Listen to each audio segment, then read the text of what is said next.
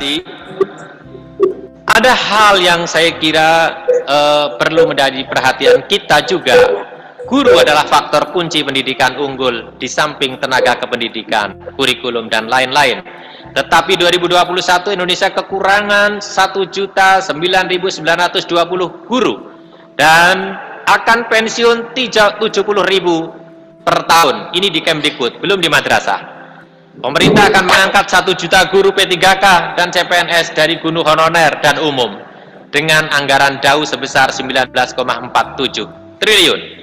Namun pada saat dibuka, formasi yang diajukan pemerintah daerah baru 523.120 orang. Di Jateng ada yang mengajukan 4.000 lebih, tapi ada yang 300. Mengapa? Belum lagi mengapa guru bidang studi tertentu tidak dibuka formasinya atau sangat sedikit, seperti guru bahasa daerah, pendidikan agama, PAUD, dan lain sebagainya. Sehingga dari jumlah guru honorer 742.459 harus berebut formasi di sekolah yang sama sekalipun mencapai passing grade. Apalagi tahap 2 dibuka untuk umum, di mana guru-guru sekolah swasta dan yang belum jadi guru bisa ikut seleksi, sehingga guru honorer menjadi sangat berat. Apalagi guru swasta banyak yang bersertifikat pendidik yang mendapat pengakuan 100%, sehingga muncul problematika yang pelik di mana guru honorer merasa serba salah. Harus PG tapi formasinya tidak ada, ikut tahap 2 kalah dengan umum. Maka bagaimana penghargaan atas dedikasi, loyalitas, integritas bertahun-tahun dengan penghasilan tidak layak dilakukan.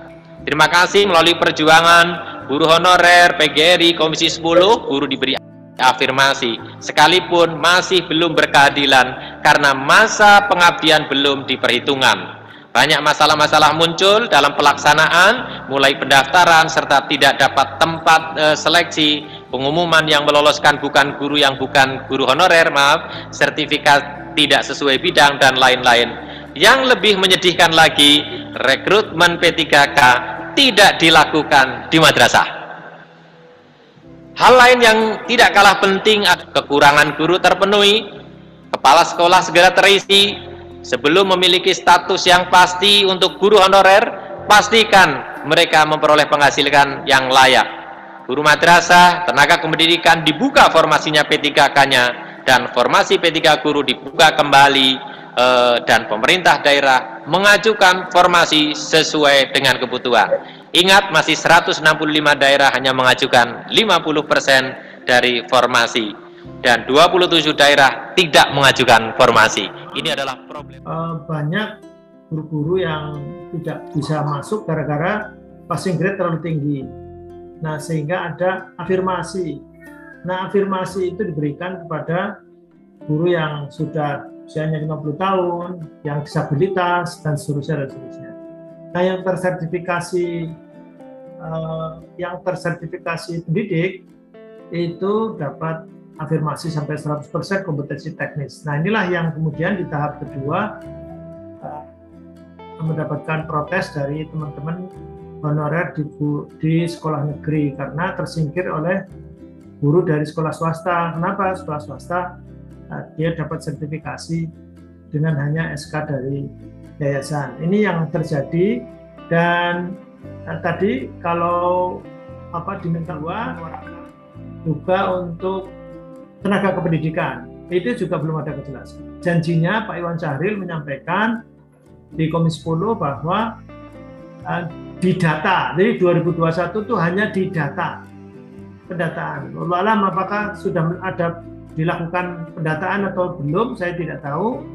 Tapi itu pendataan 2021 dan 2022 janjinya ya, janji nanti kita harus bersama-sama mengawal 2022 nanti akan ada rekrutmen untuk tenaga kependidikan, bukan hanya guru tetapi tenaga pendidikan. Saya kira itu yang kemudian yang lain saya nggak dengar Pak Muhdi, mohon maaf. Terangkum Bapak tadi beberapa bidang studi ya akan dibuka. Ini saya kira harapan kita semuanya, kita harapkan termasuk PAUD, tapi yang memang harus kita ini kan pastikan itu formasinya cukup ya. Kalau pemerintah mengatakan 1 juta itu kalau formasi baru 500.023 ya, saya kira itu masih jauh sekali. Bahkan kemarin yang diisikan baru 300-an ribu. Ini yang memang harus kita kawal itu ya, Pak Fikri ya. Karena di Jawa Tengah saja Pak Fikri, misalkan kemarin kita ke Brebes itu formasinya dibuka 4.000 lebih Pak Fikri. Tapi ada daerah lain yang cuma 300 Pak Fikri. Ini kan saya kira ada miss yang kita punya kewajiban bersama Pak Hamid. Ini ada beberapa kabupaten kota yang masih belum yakin dengan tanggung jawab pemerintah pusat tentang pembayarannya itu, yang akhirnya kita dirugikan. Dan Pak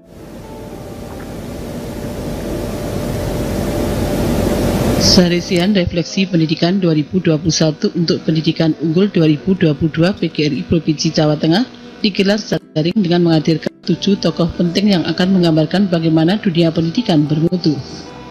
Dimoderatori Ketua PGRI Jawa Tengah Dr. Mudi, Profesor Rafiq Karsidi, Staf Khusus Menko PMK RI, memaparkan bagaimana pergeseran pembelajaran PJJ PTN yang memerlukan akses digital, kreativitas, serta penguatan karakter sehingga siswa dan guru mampu beradaptasi. Wakil Ketua Komisi 10 Dr. Abdul Fikri Fakih memaparkan dukungan pendidikan unggul dengan membentuk panja untuk direkomendasikan pembelajaran PJJ, peta pendidikan, pendidikan vokasi, MPKM, guru honorer menjadi ASN. Selain itu juga akan diperjuangkan kepastian pembayaran gaji P3K, serta kesepakatan daerah di kuota P3K. Dari berbagai permasalahan yang muncul serta perspektif pandangan 7 tokoh diharapkan memperkuat perjuangan PGRI baik untuk kesejahteraan guru dan pendidikan ke depan. Di tahun 2020 telah terjadi loss learning atau learning loss 20%, dan capaian pendidikan hanya sekitar 50%. Ini adalah masalah sangat serius. Di sisi lain, kita selalu terlambat untuk mengambil langkah-langkah yang adaptif terhadap kondisi, diantaranya kapan harus tutup, kapan harus buka, artinya kapan PTM, kapan harus daring. Ini selalu ada masalah. Hal lain, faktor kuncinya kan ada pada guru.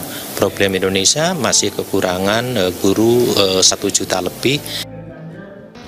Tokoh lainnya di Saresian ini memberikan pandangan kemajuan pendidikan dari Ketua Komisi E DPRD Jawa Tengah Abdul Hamid yang seiring dengan DPR RI, Ketua PGRI Kabupaten Semarang Sukaton Purnomo, Redaksi Suara Merdeka Trianto Triwiromo, dan Kepala SMA Negeri 12 Semarang Dr. Kusno.